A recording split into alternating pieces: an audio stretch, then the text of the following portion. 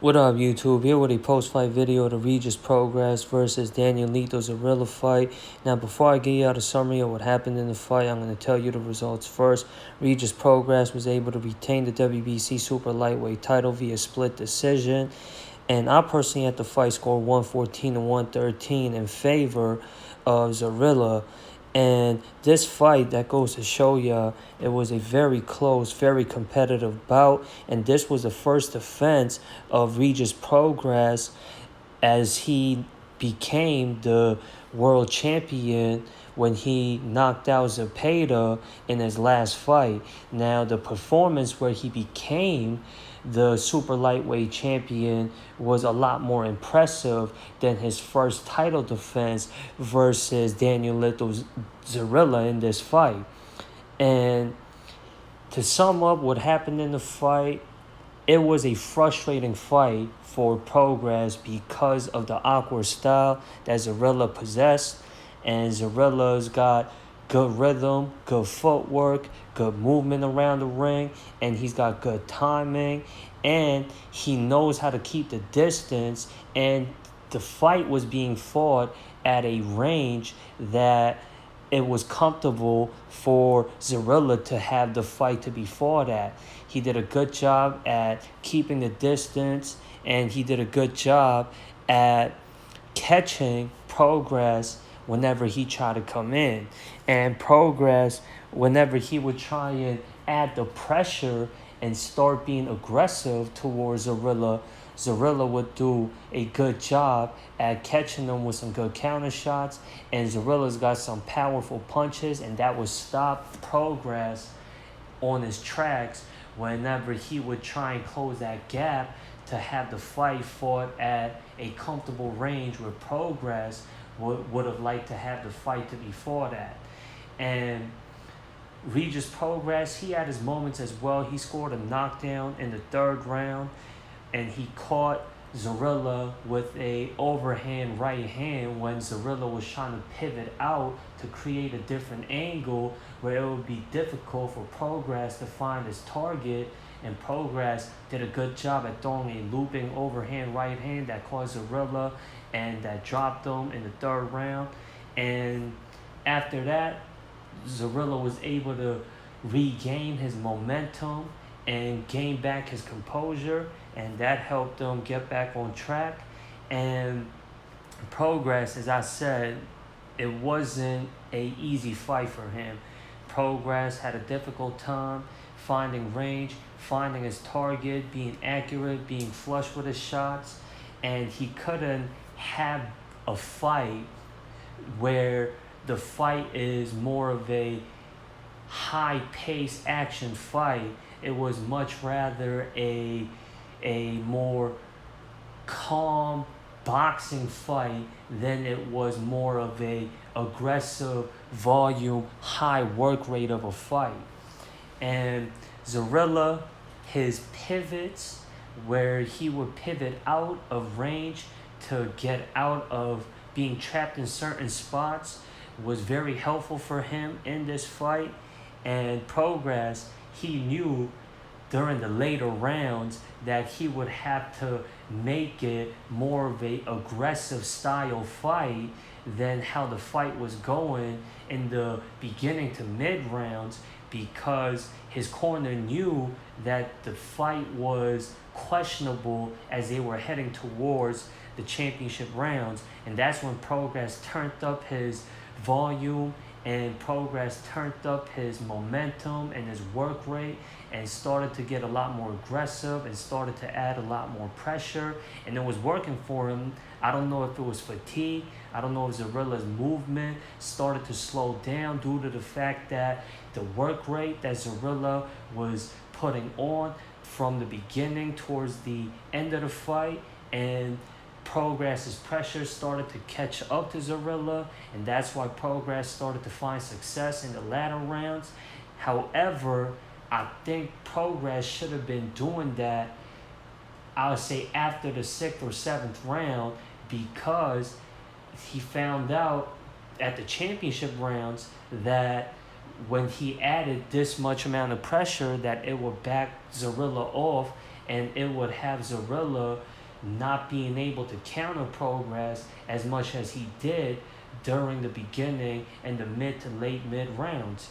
And as I said, I had the fight score 114 to 113 in favor of Zorilla, as did one of the judges. And the two of the judges that had it scored for Progress, I don't know how they had this fight scored 117 to 110 to 118 to 109, because it wasn't a one-sided fight where Progress was dominant, because as I said, it was competitive. Zorilla, I thought, boxed beautifully, and he did a good job at countering Progress and making them fight a style that he doesn't like fighting at. And I think Zorilla put on a good performance, and this makes him a top contender amongst a very busy, very competitive super lightweight division. We saw last week Teofimo Lopez become the new unified lineal and WBO world super lightweight champion, and I would say his most impressive performance so far in his career. And I would say that if y'all haven't watched my post-fight video to the Teofimo Lopez versus Josh Taylor fight, y'all go on ahead and check that out. I said that performance by Lopez was a better performance than the performance he put on versus Vasily Lomachenko when he became the lineal unified lightweight champion. And then after the fight, there was trash talk with Regis Prograis and Devin Haney, because as y'all know, after Devin Haney got that very close competitive unanimous decision win over Vasily Lomachenko, and he still is a current undisputed lightweight champion. Now there has been talks about Devin Haney possibly moving up to super lightweight, and that means either he will vacate his undisputed lightweight title to move up to super lightweight, or if he decides to stay around and defend his undisputed lightweight titles, where he fights at a weight class where he's a champion, that undisputed champion, that, and he has a difficult time making weight at 135. That's why there's been rumors of the undisputed lightweight champion Devin Haney moving up to super lightweight. Now I don't know how he will fare as super lightweight. Of course, him and Teofimo Lopez been teasing to fight each other for a long time, and that's when Teofimo Lopez was a lineal unified lightweight champion, and then Teofimo Lopez, the same problem that Devin Haney had, that was both of them not being able to, or having a hard time making weight at lightweight, hence why they moved up to super lightweight, or at least Lopez moved up to super lightweight.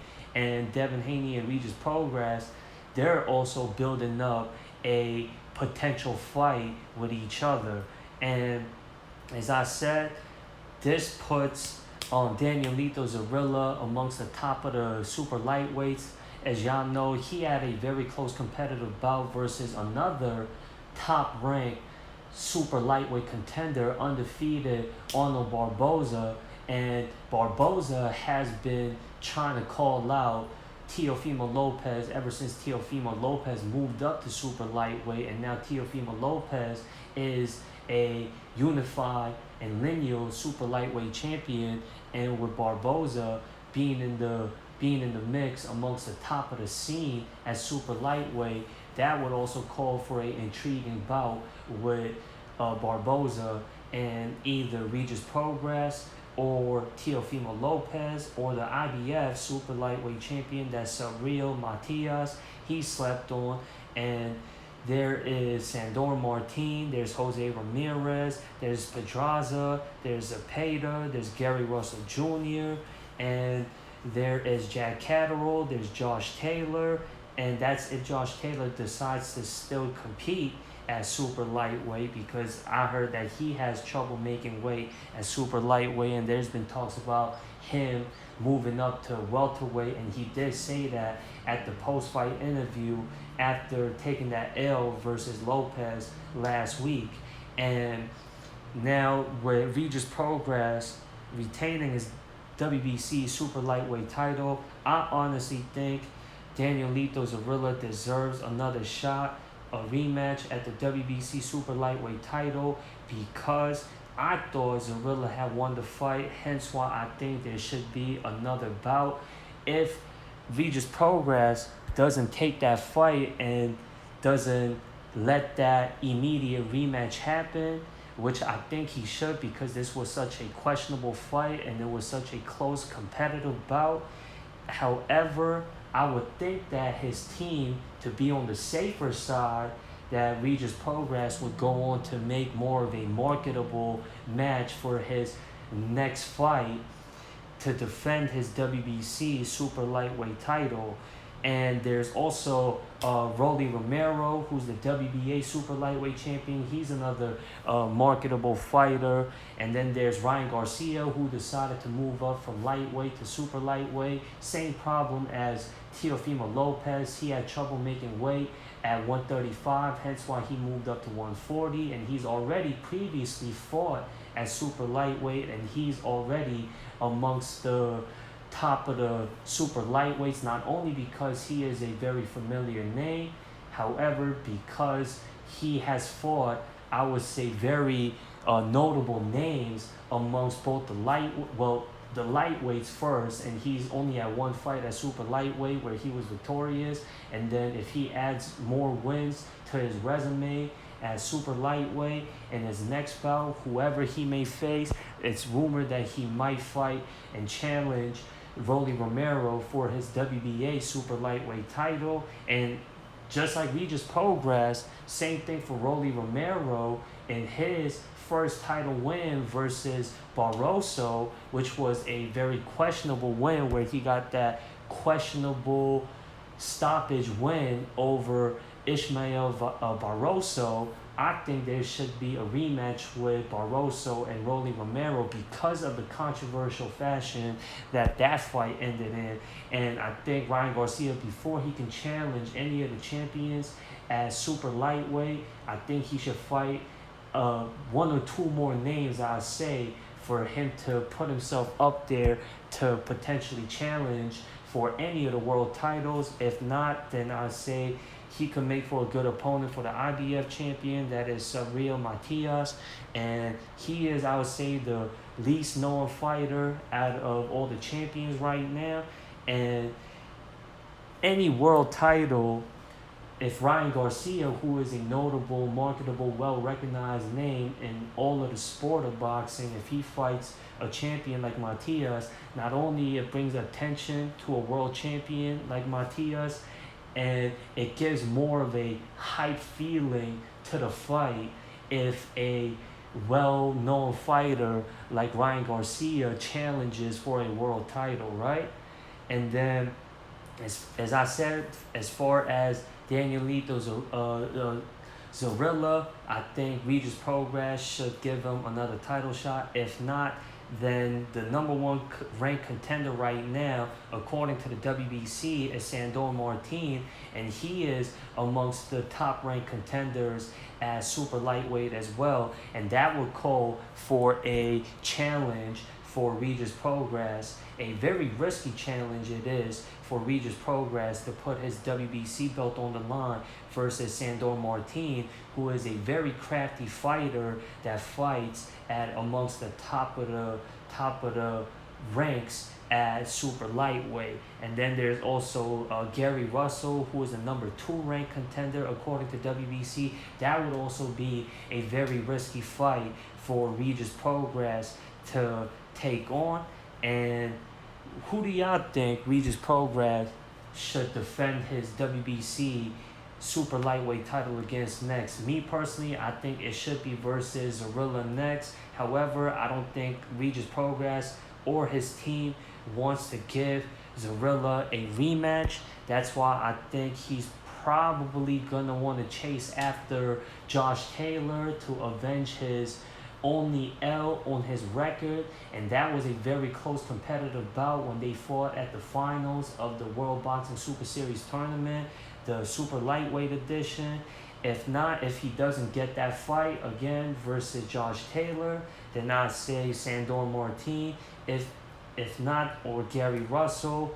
And I would like to see a potential unification super lightweight title bout with either Matias, and it will be more difficult for Regis Prograis to make a fight happen versus a PBC fighter like Rolly Romero and Gary Russell and Ryan Garcia. I think he's still with Golden Boy. I don't know what his promotional issue is looking like, and it's either Matias or Sandor Martin. That would be the most easiest fight to make happen promotionally speaking, and as well as the most likely fight to happen next for Regis Prograis. Anyways, you guys let me know what your opinions are from this fight that y'all saw with Regis Prograis and Danielito Zorilla. Comment, subscribe, share, like, all that good stuff, and I'm out of here, y'all. Peace.